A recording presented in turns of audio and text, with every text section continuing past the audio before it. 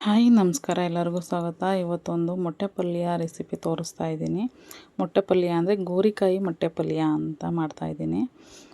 ಇದು ತುಂಬಾ ಚೆನ್ನಾಗಿರುತ್ತೆ. ಚಪಾತಿಗಾಗಲಿ ರೊಟ್ಟಿಗಾಗಲಿ ಅಥವಾ ರೈಸಿಗೆ ಸೈಡ್ಸ್ಗಾಗಿರ್ಬೋದು ಇದನ್ನು ಮಾಡ್ಕೊಬೋದು. ತುಂಬಾ ಚೆನ್ನಾಗಿರುತ್ತೆ.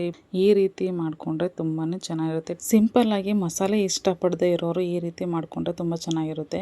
ಮಸಾಲೆ ಐಟಮ್ಸನ್ನು ಜಾಸ್ತಿ ಯೂಸ್ ಮಾಡೋದಿಲ್ಲ ಇದಕ್ಕೆ.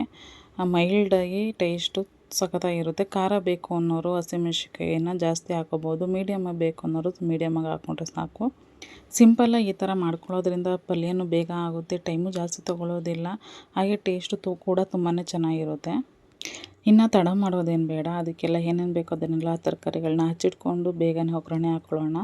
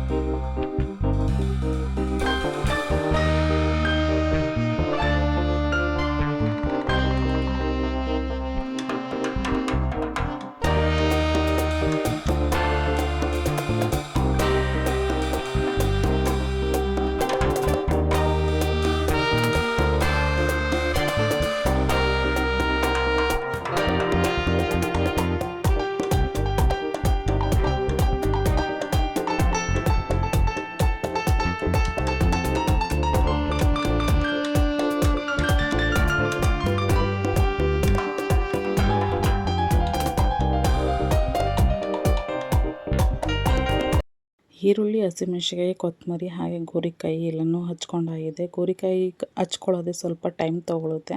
ಇನ್ನು ಎಲ್ಲ ಹಚ್ಕೊಂಡಾಗಿದೆ. ಈಗ ಒಗ್ಗರಣೆ ಹಾಕೊಳ್ಳೋಣ. ಒಂದು ಪಾತ್ರೆ ಕಾಯ್ಲಿಕ್ಕೆ ಇಟ್ಕೊಂಡು ಪಾತ್ರೆ ಕಾದ್ಮೇಲೆ ಎಣ್ಣೆ ಹಾಕೊಳ್ಳೋಣ. ನಾನಿಲ್ಲಿ ವಡೆ ಬೇಯಿಸಿದಂಥ ಎಣ್ಣೆ ಏನಿತ್ತು ಅದನ್ನೇ ಹಾಕ್ಕೊಳ್ತಾ ಇದ್ದೀನಿ. ಅದನ್ನು ಹಾಕ್ಕೊಂಡು ಕರಿಬೇವು ಹಾಕ್ಕೊಂಡು ಹಸಿಮೆಣ್ಸಿನ್ಕಾಯಿ ಹಾಕ್ಕೊಂಡು ಹಸಿಮೆಣ್ಸಿನ್ಕಾಯಿ ಸ್ವಲ್ಪ ಎಣ್ಣೆಲಿ ರೋಸ್ಟ್ ಮಾಡ್ಕೊಂಬಿಡೋಣ.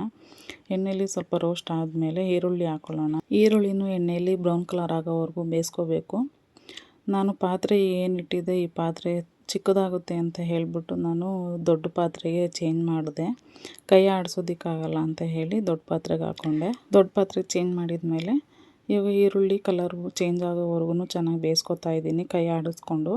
ಈರುಳ್ಳಿ ಬೆಂದಮೇಲೆ ನಾನು ಹಚ್ಚಿಟ್ಕೊಂಡಂಥ ಗೋರಿಕಾಯಿ ಏನಿತ್ತು ಅದನ್ನು ನಾನು ನೀರಲ್ಲಿ ತೊಳ್ಕೊಂಡು ಹಾಕ್ಕೊಳ್ತಾ ಇದ್ದೀನಿ. ನೀರಲ್ಲಿ ಚೆನ್ನಾಗಿ ತೊಳೆದು ಹಾಕ್ಕೊಂಡು ಆ ರುಚಿಗೆ ಎಷ್ಟು ಬೇಕೋ ಅಷ್ಟು ಉಪ್ಪನ್ನು ಹಾಕ್ಕೊಳ್ತಾ ಇದ್ದೀನಿ. ರುಚಿಗೆ ತಕ್ಕಷ್ಟು ಉಪ್ಪು ಹಾಕ್ಕೊಂಡು ಸ್ವಲ್ಪ ಚೆನ್ನಾಗಿ ಕೈ ಆಡಿಸ್ಕೊಂಡು ಅದು ಏನು ಗೋರಿಕಾಯಿ ತೊಳೆದು ಹಾಕಿರ್ತೀವಲ್ಲ ಅದರಲ್ಲೇ ನೀರಿನ ಅಂಶ ಇರುತ್ತೆ. ಸೊ ಅದು ನೀರಿನ ಅಂಶ ಸಿಯೋವರೆಗೂ ನಾವು ಹಾಗೆಯೇ ಮುಚ್ಚಳ ಮುಚ್ಚಿ ಹಬೆಯಲ್ಲಿ ಬೇಯಿಸ್ಕೋಬೇಕು. ಮಧ್ಯ ಮಧ್ಯ ಕೈ ಆಡಿಸ್ಕೊಂಡು ಚೆನ್ನಾಗಿ ನೀರು ಸಿಯೋವರೆಗೂ ಬೇಯಿಸ್ಕೊಳ್ಳೋಣ. ನೀರು ಸೀದಾದ್ಮೇಲೆ ಅದು ತಳ ಹಿಡಿಯೋಕ್ಕೆ ಸ್ಟಾರ್ಟ್ ಆಗುತ್ತೆ. ಆ ಟೈಮಲ್ಲಿ ನಾವು ಸ್ವಲ್ಪ ನೀರು ಹಾಕ್ಬಿಟ್ಟು ಕೈ ಆಡಿಸೋದೇನು ಬೇಡ, ಸ್ವಲ್ಪ ನೀರು ಹಾಕ್ಬಿಟ್ಟು ಮುಚ್ಚಳ ಮುಚ್ಚಿ ಮತ್ತು ಹಾಗೆ ಬೇಯಲಿಕ್ಕೆ ಬಿಟ್ಬಿಡೋಣ. ಹಾಗೆ ನಾನು ಆ ಕಡೆ ನಾನು ಮೊಟ್ಟೆಗೆ ರೆಡಿ ಮಾಡ್ಕೊತಾ ಇದ್ದೀನಿ. ಒಂದು ಪಾತ್ರೆ ಆಗಲೇ ಏನು ಚೇಂಜ್ ಮಾಡಿದ್ನಲ್ಲ ಅದೇ ಪಾತ್ರೆಗೆ ನಾನು ಎಣ್ಣೆ ಹಾಕ್ಬಿಟ್ಟು ಮೊಟ್ಟೆ ನನಗೆ ಎಷ್ಟು ಬೇಕೋ ಅಷ್ಟು ಮೊಟ್ಟೆಗಳನ್ನ ಹೊಡೆದು ಹಾಕ್ಕೊಳ್ತಾ ಇದ್ದೀನಿ. ಮೊಟ್ಟೆನ ಹೊಡೆದು ಹಾಕ್ಕೊಂಬಿಟ್ಟು ಅದಕ್ಕೊಂದು ಸ್ವಲ್ಪ ಗರಂ ಮಸಾಲ ಹಾಗೆಯೇ ಸ್ವಲ್ಪ ಖಾರದ ಪುಡಿ, ಪೆಪ್ಪರ್ ಪೌಡರು ಮತ್ತು ಉಪ್ಪು ಇಷ್ಟು ಹಾಕ್ಕೊಂಡು ಚೆನ್ನಾಗಿ ಮಿಕ್ಸ್ ಮಾಡಿಕೊಂಡು ಸ್ವಲ್ಪ ಬೇಯಿಸ್ಕೊತೀನಿ. ಒಂದು ಮುಕ್ಕಾಲು ಭಾಗ ಬೇಯೋವಷ್ಟು ಕೈ ಆಡಿಸ್ಕೊಂಡು ಮೊಟ್ಟೆನ ನಾನು ಬೇಯಿಸ್ಕೊತೀನಿ. ಮೊಟ್ಟೆ ಹಾಕಿದ ಮೇಲೆ ಪಾತ್ರೆ ತಳಕ್ಕೆ ಅಂಟ್ಕೊಂಡಿರುತ್ತೆ. ಸೊ ಅದು ಅಂಟ್ಕೊಂಡಿರೋದೆಲ್ಲನೂ ಚೆನ್ನಾಗಿ ಬಿಡಿಸ್ಕೊಂಡು ಕೈ ಆಡಿಸ್ಕೊಂಡು ಬೇಯಿಸ್ಕೊಳ್ಳೋಣ. ಬೇಯಿಸ್ಕೊಂಡ ನಂತರ ನಾನು ತೋರಿಸ್ತಾ ಇದ್ದೀನಿ ನೋಡಿ, ಈ ರೀತಿ ಆಗಬೇಕು. ತೀರಾ ಸಣ್ಣ ಸಣ್ಣಕ್ಕೂ ಇರಬಾರ್ದು, ದಪ್ಪ ದಪ್ಪ ಉಂಡೆ ಟೈಪಲ್ಲೇ ಇರಬೇಕು ಮೊಟ್ಟೆ. ಆ ಥರ ಇರೋದನ್ನು ನಾನು ಗೋರಿಕಾಯಿ ಪಲ್ಯ ಏನು ಬೇಯ್ತಾ ಇತ್ತು ಅದಕ್ಕೆ ಅದು ಹಾಕೊಂಡ್ಮೇಲೆ ನಾನು ಸ್ವಲ್ಪ ಕೊತ್ತಂಬರಿ ಮತ್ತು ಕಾಯಿ ತುರಿ ಹಾಕ್ಕೊಂಡು ಚೆನ್ನಾಗಿ ಮಿಕ್ಸ್ ಮಾಡ್ಕೊಳ್ತಾ ಇದ್ದೀನಿ.